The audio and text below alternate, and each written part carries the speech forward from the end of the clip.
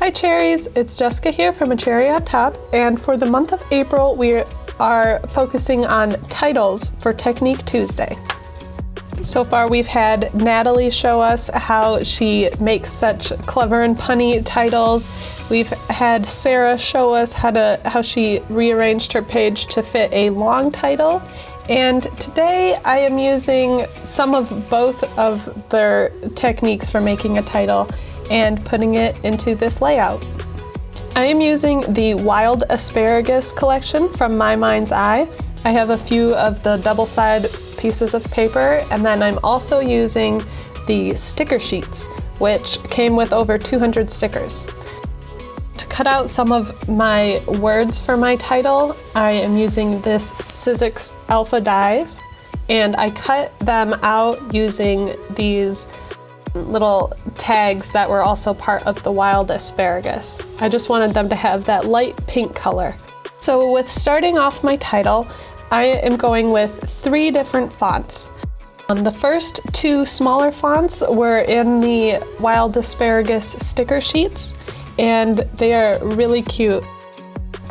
Some of the main words I'm using, it's like a florally blue shade, and then I'm using the smaller, more blocky letters for some of the smaller words.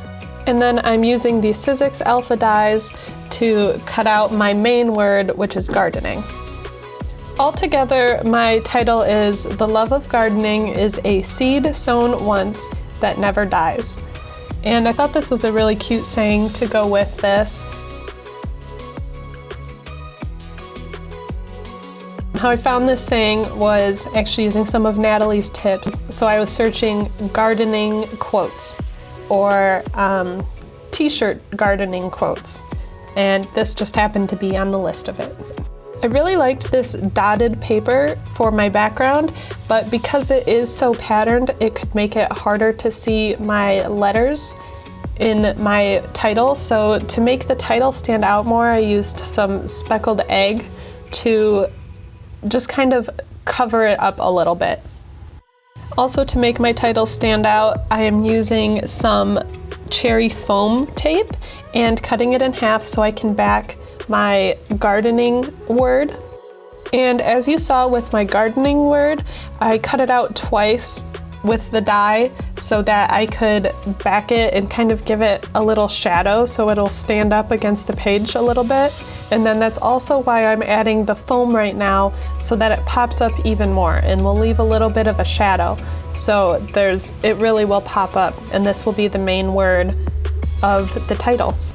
In graphic design classes that I've taken, they usually say have no more than 3 fonts. Not that this is a set rule, but I do notice having 3 different fonts for like a longer title like this is kind of the max that I would want to do.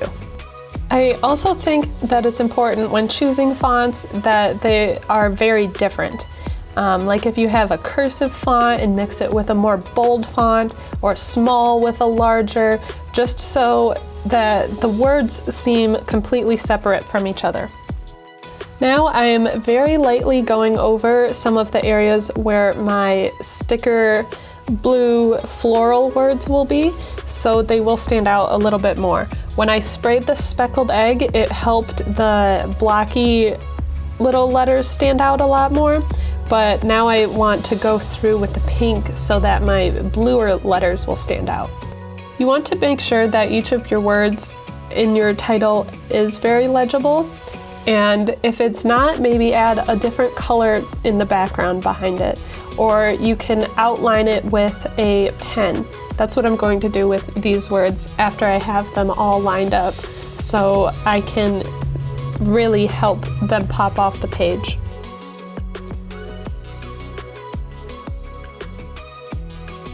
Now that I'm starting to put on this gardening word, you can really see how much of a difference having a puffy sticker adds to a title, because not only now is it raised, but it still will have that tiny bit of shadow in it, which helps just outline the word. Making titles has always been something that I've struggled with. I see all the time all these very clever fun titles, and I've always just been one, like, if it's a gardening picture, I would usually just put gardening.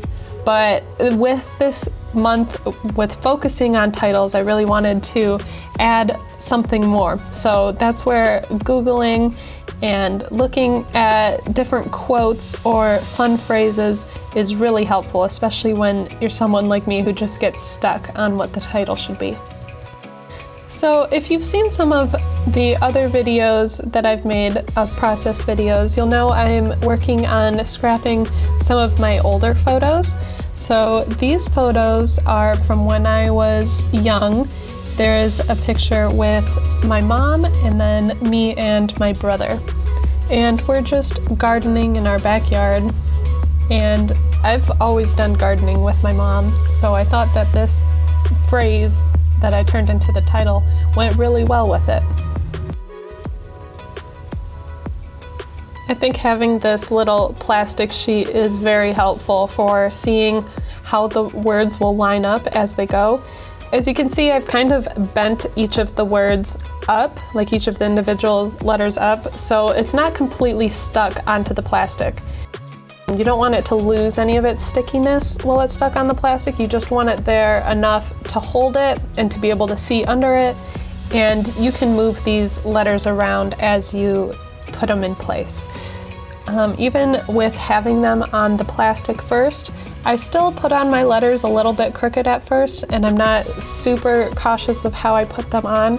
I'm always somebody that first very lightly puts on a sticker, and then I end up moving it around a few times. And so I do the same with my titles. I add the letters and where I think pretty close that they'll be, and before I really stick them down, I make sure that they're all straight and all perfect. I know some people, to keep their title straight, will either draw outlines with the ruler or they'll use a T-square, and these are great techniques to use to keep your title straight.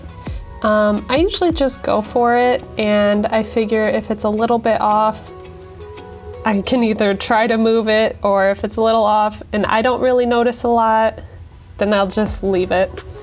A lot of times I'll go back to my scrapbook pages though, like, I don't know, months or years later, and I'll just look at it and I'm like, wow, that's a pretty crooked title. But I'm still learning with it, and it doesn't bug me enough, I guess, because I'm still not measuring out my titles or making lines. So here you can see me tracing around my blue floral letters just to help give them a little bit of pop off the page. I'm using a micron pen. Any permanent pen will work fine, and really any color either.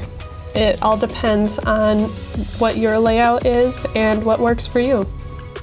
So I already backed my photos with a couple of different papers from the Wild Asparagus line. I purposely made the one a little bit wider border than the other one. I always like to back my mounted photos using foam. Here I'm using some cherry foam. This is the thicker, I believe it's the 1/2-inch foam, which really comes in handy because you can just roll the whole piece and really cover up your photo pretty nicely. I like to have it thicker like that with the foam because then I can easily stick stickers or ephemera from poking out from behind it. I'm just using these stickers from the Wild Asparagus sticker sheets, and some of them I'm cutting apart a little bit so I can fit them in better and use them other places, which is a really great hack to save some of your stickers. After I had all of my stickers stuck where I wanted them, I went in with some little foam dots and just kind of put them underneath the very edges of the stickers, so that way they would have a little bit of dimension and look like they're popping out from the photos. I also don't stick everything down until I'm pretty much done with the layout, because I like to lift up the photo, stick things under it. I still might move it around a little bit. I'm known for ripping things off my page after it's mostly done and then covering up the rip with something else. So I try not to really stick things down until the end. So here is my finished page. I really like how it turned out, and I think the colors from this collection turned out great with these photos. You can see here how I added some of the foam dots underneath the stickers here, added some in the corners, and it kind of has a diagonal length look across using the stickers. Thanks for checking out this process video. Hope you're enjoying the month of April as we're focusing on titles. If you have an idea that you want us to do for Technique Tuesday, let us know in the comments.